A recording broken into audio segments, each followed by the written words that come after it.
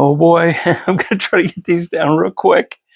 Uh, Field walkers, with all of my everything I'm worth, which probably isn't a whole lot, I'm just encouraging you, please, please, please flick and pop over all the rocks. And that's what this video is about. Right now in north central and east central Ohio, the fields are very close to their prime. Many have been plowed and disked. A lot of the discs have been planted, and some of the discs actually have corn almost knee high. So we're right in the middle of field walking. And that's why I'm taking a break. That's why I'm going to spend some time. I'm going to talk about this. And please take it to heart, because I'm making a very big assumption that you're following this channel because you like anything to do with field walking. And so hopefully this is a good reminder. And I know I need a lot of good reminders as I get older. A trowel, you can put it in your back pocket if you don't want to use it, but take it, because there will be things that you want to pop out of the ground. Always take the minute and spray these puppies, because if you lay them down, they're gone. And just get it through your head. When you're not using it, you put it in the ground so it's up like this. If you can't find it, you can get down on the ground and you can silhouette it and you'll find it. You don't want to lose this thing. Sometimes I'll even take my ball cap off, put it on top of this if I have to go back to my car or whatever. You just got to have something to pop and pull these things up with, okay?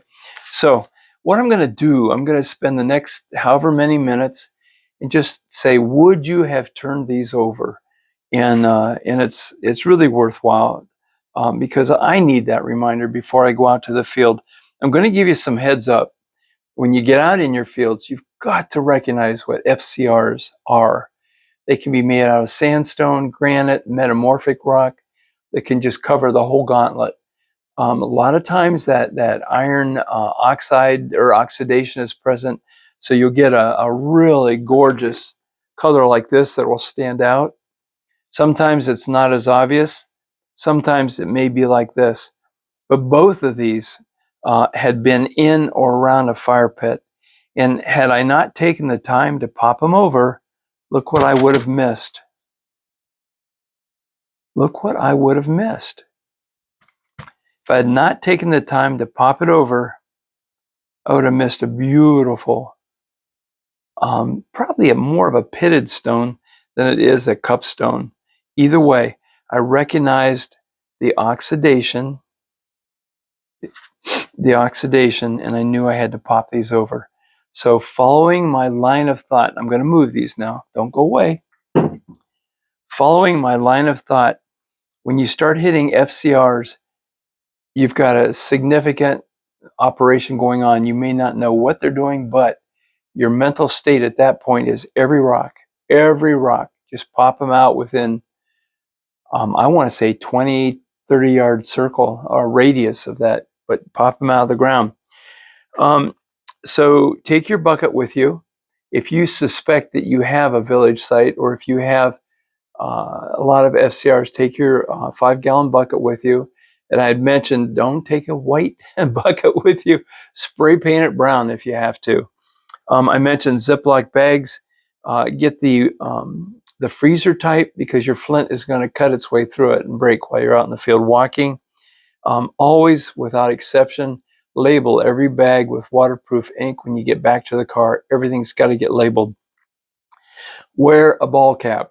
If it's sunny, 100% of the time, ball cap. If there's no sun, your call. I don't wear a ball cap when there's no sun. And finally, the glasses that I'm wearing just have a natural ability to go in and out to protect my eyes. I'm old, I need protection. But sunglasses, no, they knock out a lot of the light spectrum that you need that's going to help you recognize your tools, your flint, and etc. So let's take a look at some things that I brought in. I want to casually mention to some of you, up in my part of Ohio, they still do a little bit of chisel plowing. If you're not familiar with chisel plow, it's like a plow, except that instead of a disc or a plow, they have these giant prongs, and they go down deep, and they bring a lot of stuff up. And this year, one of my fields got chisel plowed, first time in 20 years. and the stone and the rocks and the tools that came out of the ground were exceptional. The vast majority were fire broke, but nevertheless, chisel plow. If you got it, do it, walk it. All right, let's take a look at some of our stuff. These are just two beautiful celts, and I wish I could say that they were laying like this in the field when they were found, but the truth is, no, they weren't. And these were recognized because of texture. And I had fire cracked rocks in the vicinity. So I knew the color, the texture, I knew the color and the texture, and I pulled them out, popped them out with my trowel. And you want to get familiar with the geology of your area, context. Do those belong in that part of the field? Okay. So let's just look at a few things. I'm not going to talk. You're right. You know me. It's impossible for me not to talk. But I'm just going to pick up a few things and just let you look. And because a lot of these were dug out and they weren't recognized as such when I first got them. Okay. So here we go. Camera, come on in. And I'll try to show you what was showing in the field.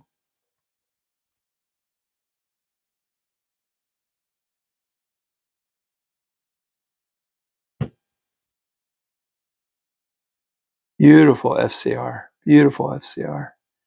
But look, there's remnant of the groove right up here. Remnant, I hope you can see this groove right here. Coming all the way around. Part of a 3/4 grooved axe. Slate also did not have an E on it when it was laying in the field.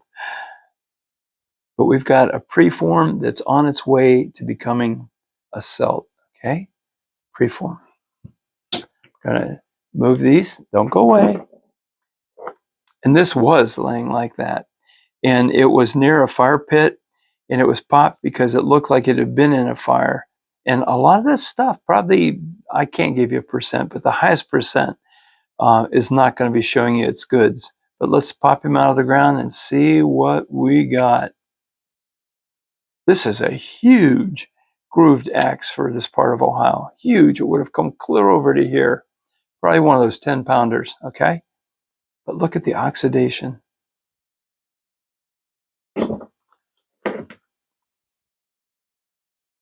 And that is the way this was laying in the field. But it was in a high FCR area, which for me usually means a type of village site. I like the material, and I looked at this, and it didn't look typically like the kind of rock that was coming. So I popped him out of the ground. We have a roller pestle. Polar ends, pecked and rounded,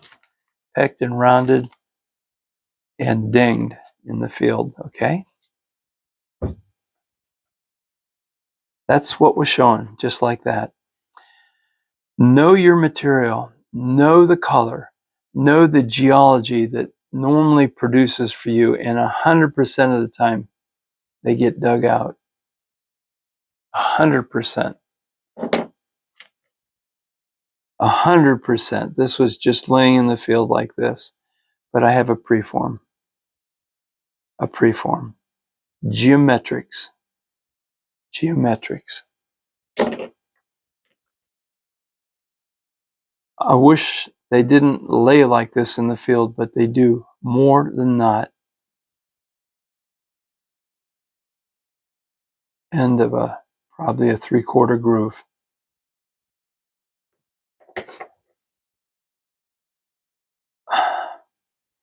Texture, I know my material. And this is part of the groove of either 3/4 or full grooved axe right here.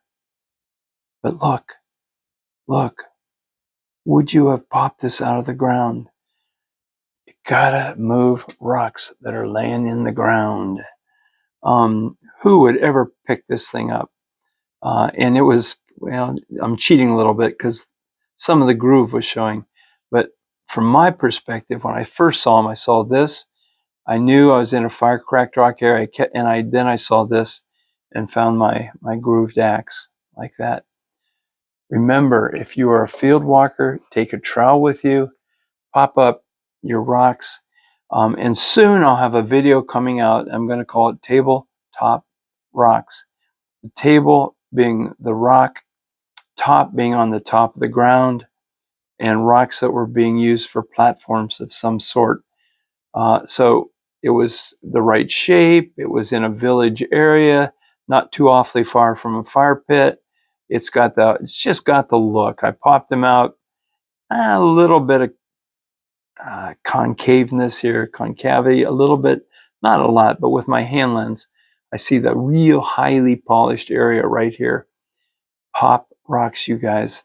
Take your trowel, get them out of the ground. Who? It's you. You're going to pop it out because it was near a fire pit. And it was just one more FCR, fire cracked rock, but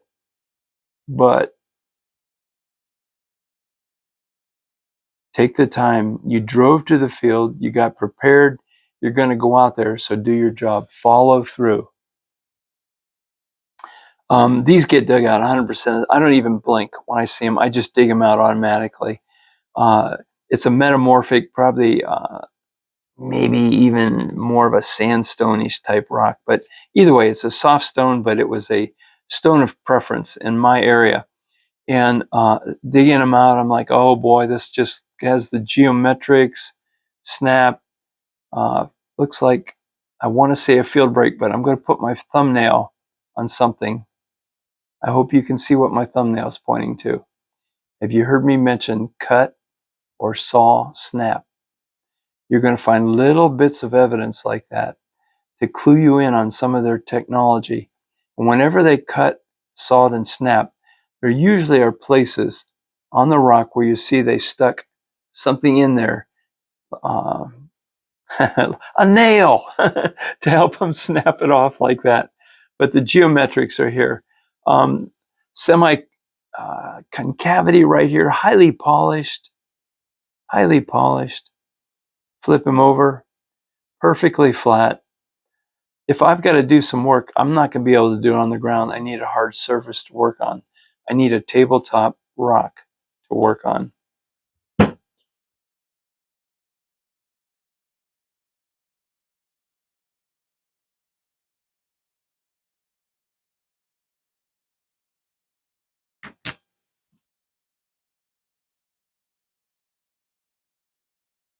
Chunky Flint Ridge flint, part of the shelf.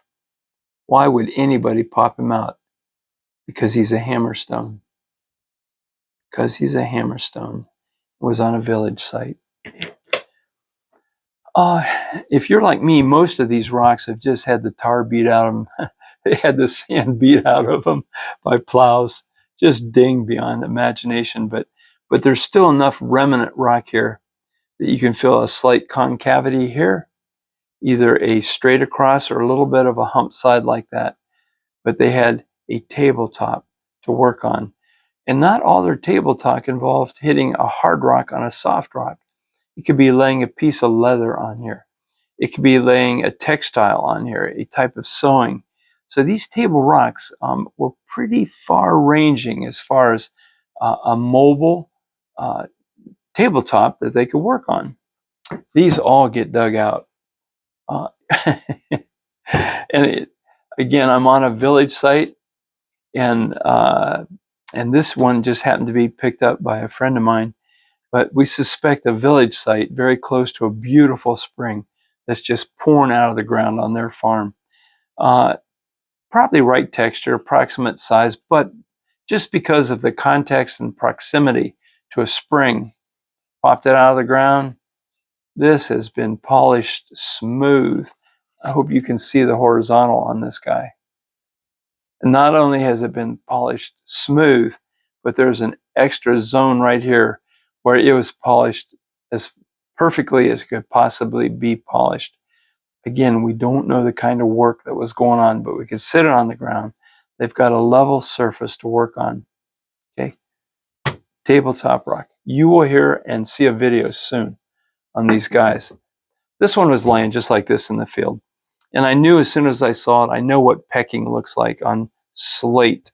So we have the right color, we have the right texture, and So what I have is a broken, probably a preform, and I think it was aiming toward a celt. And I thought, boy, you know, the old plow snapped this puppy off. But when I got looking at it, I saw a score. See that? That's indicative of a snap over like this. So this was intentionally done. I don't know. Maybe they decided they needed a smaller celt. It just didn't get completed. This one was pretty easy to see and pick up.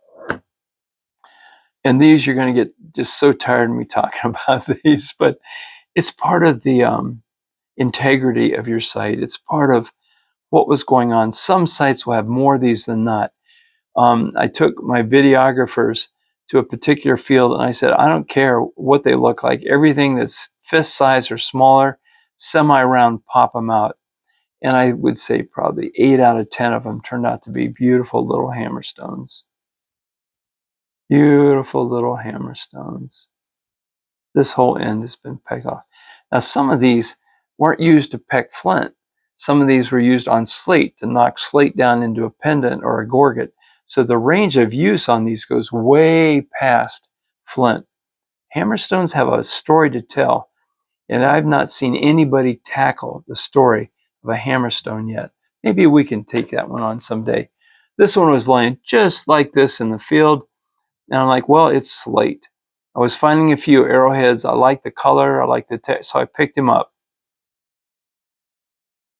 Not everything's complete that's laying in the field. This one was perfectly just like that, but I liked the kind of the geometrics that we're showing right here. The texture told me it's hard. It could be something. Either way, pop him out. He was near fire pits. And it sort of reminds me of maybe a celt. I don't know.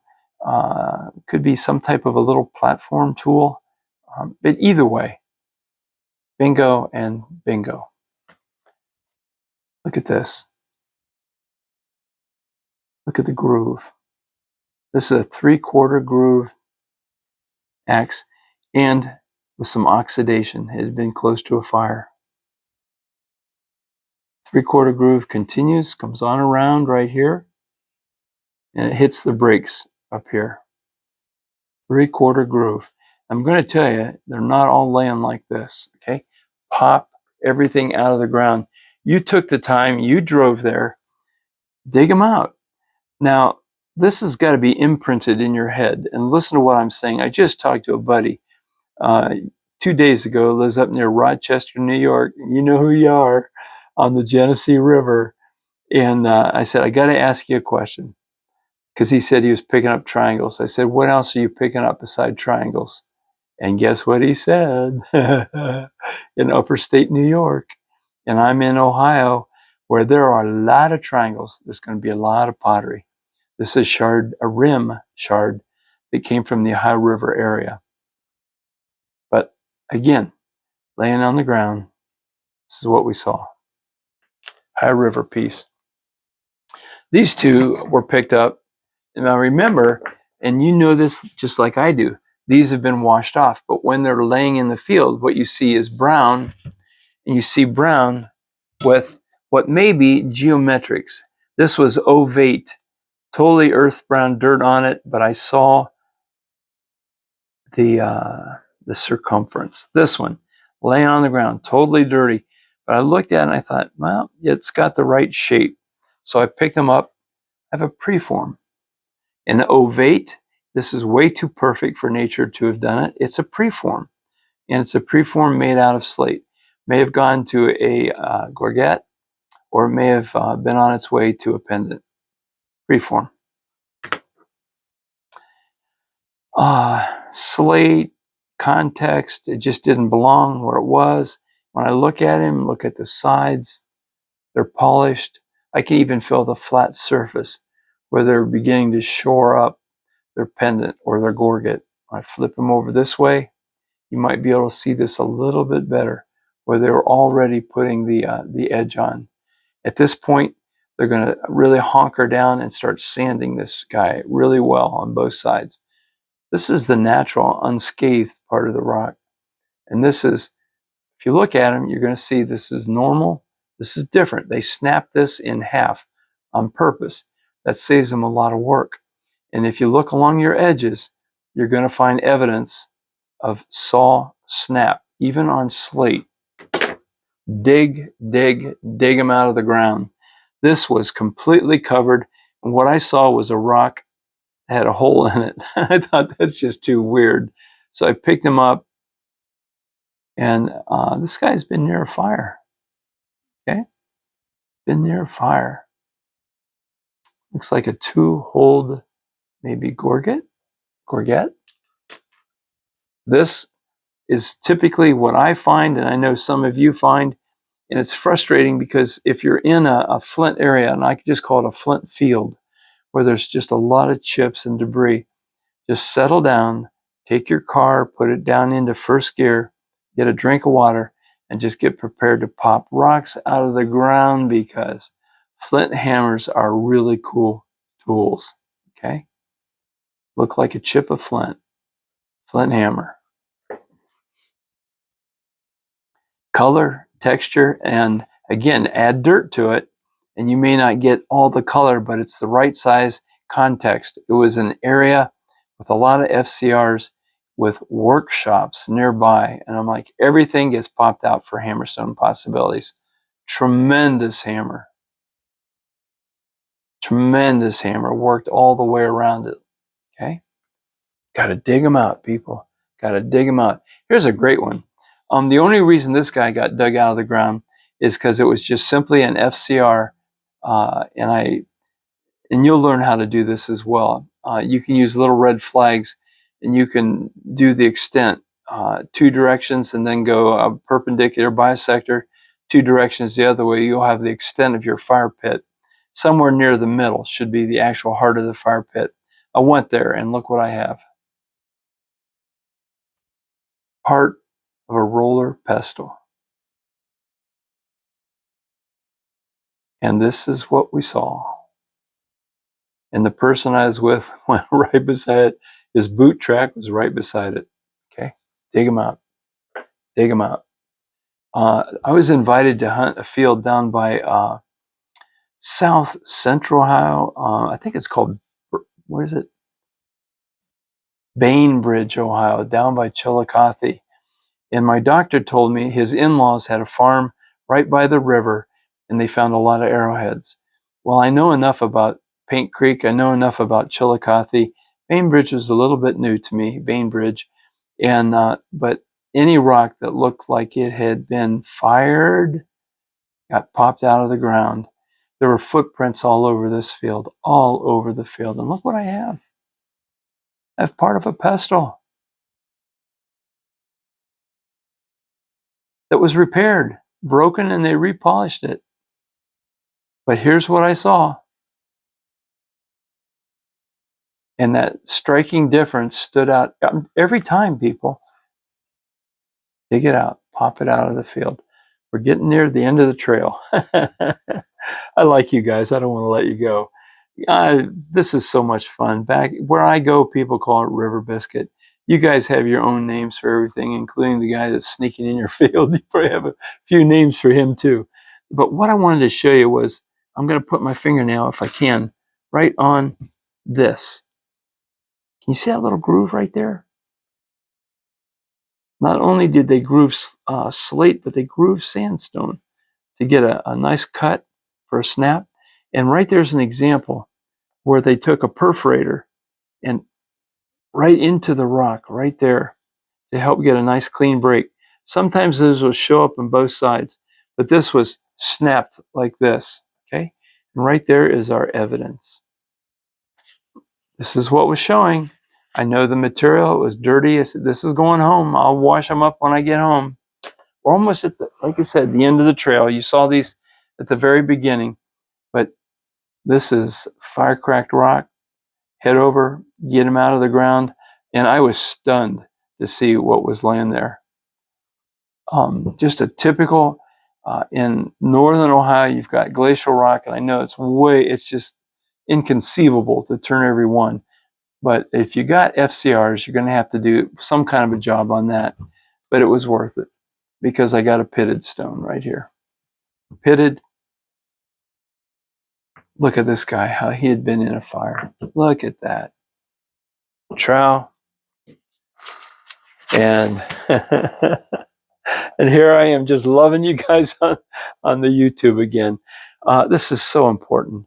You're out in the fields right now. I know it's a lot of work, and that's why I told you, take your 5-gallon bucket with you and just throw them in there because you can wash them up when you get home.